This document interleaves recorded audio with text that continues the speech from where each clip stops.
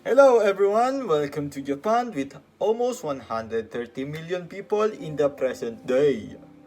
Your host, Etienne Luis P. Alampolos, will be serving you as your tour guide for your trip in Japan. If you guys didn't know, we are at Tokyo International Airport, one of the 5 international airports in the island of Honshu.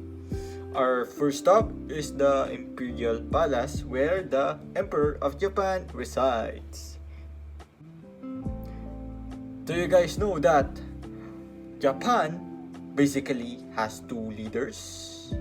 One is symbolic and diplomatic leader, the current Emperor Akihito, and the other is the political leader who is the current Prime Minister Shinzo Abe. Fun fact, Japan has the world's shortest anthem. Do you know that early works of Japanese literature were greatly influenced by cultural contact with China and Chinese literature, which was typically written in classical Chinese? Indian literature was also influenced by separation of Buddhism in Japan. Japanese literature were eventually developed into its own style, though the influence Chinese literature and classical Chinese lingua franca remained until the end of the Edo period. Since Japan reopened its ports to Western and trading and diplomacy in 19th century, Western and Eastern literature have a strong bond until today with each other. Yes. Oh wait, we're here! Oh my god, we're here! Do you guys know that the Imperial Palace is located in the green area in central Tokyo? Tokyo Imperial Palace is known in Japan as Kokyo, which translates into Emperor Residence.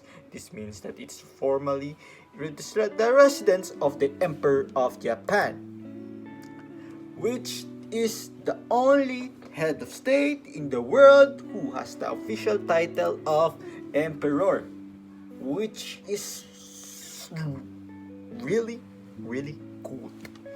It was built on the grounds of an immense castle complex. If you guys didn't notice, there are only 3 guard towers that still stand today. Originally, there were 11 of them. There's a common misconception that the most you see over here are older than me. It's dated back in Meiji period, 1868 to 1922. Also, this is also a common misconception. Japanese literature, like all other literature, is best to read in its original form. Many Japanese terms and phrases are difficult to translate due to enormous language and cultural differences. Older Japanese literature and authors are not well recognized in West as European and American canons. Japan has long, rich literary heritage that grow on thousands of years of culture and experience.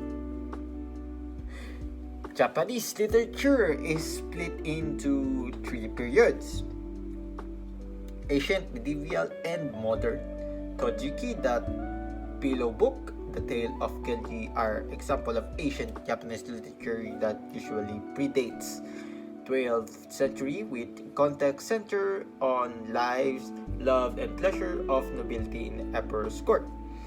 Characters in the medieval Japanese literature, 12th century to 19th century, are monks, travelers, or ascetic poets with a strong Zen Buddhist influence. Modern Japanese literature, late 19th century to present, reflects Japan's opening and exposure to West. The Shinso Satsu or self-centered short narrative emerged as distinct literary form in modern period. The writer is frequently the primary character in the short stories. The effect of past Zen writings were merged into modern literature. As the 21st century approaches. There is a debate over whether the rise of popular forms of entertainment such as manga anime has resulted in a decline in the quality of literature in Japan. The counter argument is that manga has positively influenced modern literature by encouraging younger people to read more. The oldest extant work are two historical records that early 18th century, the Kojiki and Nihon Shoki. The Tale of Genji, the world's earliest novel, was written in Japan during the Heian period in 11th century. My god, it's old. A flood of foreign materials fueled the creation of modern Japanese literature during the Meiji period, 1868 to 1922.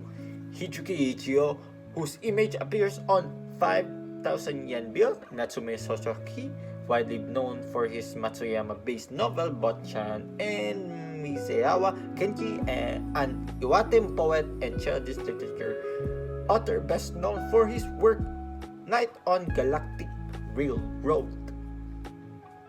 Since then, Japan has maintained a thriving literature culture with contemporary writers such as Kawabata Yasunari and Oe Kenzaburo win the Nobel Prize in Literature in 1968 and 1994 respectively. And thank you for going out with me in this trip, and thank you for accepting me as a person. Yes, thank you for visiting Japan. And yes, it's me again, Etienne Luis Alimpolos, your tour guide, your best tour guide. Yes, let's go. Come again. Come on! Come on! Come on! Come on!